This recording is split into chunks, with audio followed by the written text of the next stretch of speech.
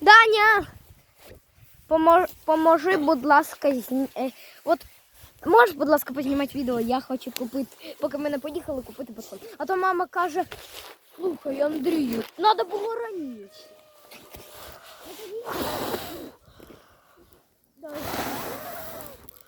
Мене я познімаю. Аліс сказав мені. Більше кисно. Все? Добре. Це вже не всі дівчини. Давай я делаю тебе. Не надо, Никита. Зачем? Ты ломаешь. Никита. Я пытаюсь. Еще мы будем делать факел. Вот. И сверху. А вообще зачем нам факел?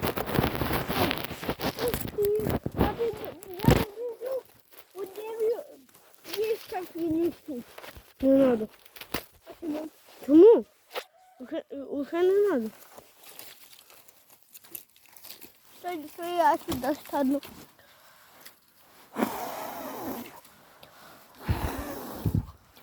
Оп. А что готовить? Дай, нема нічого. Сильнейшую.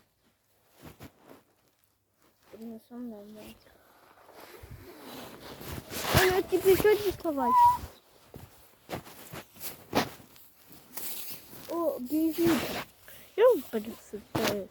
Иди, своя дева, Даша. Это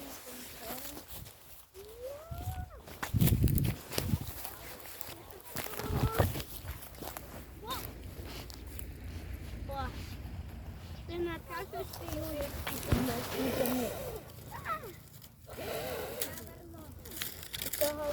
Не бачите, в магазин не заходиш. Мама сказала, тут батон не житомирський, він кришиться, я вдома. почему? Тут Житомир. Тут в цьому магазині житомирський батон, він не ріжеться, а кришиться. Не трісить. Ну, я краще приїду додому там. Що? Де? Що? Далеко. Що делать? Да. Да, ногу підпалить, коли нема вогня. Що, де вам підпалить? Да. Дай вода, вода. Це і є вогонь. Ні.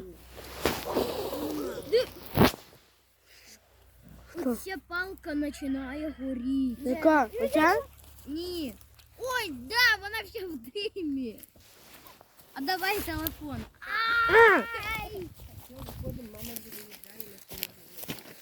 Давай телефон.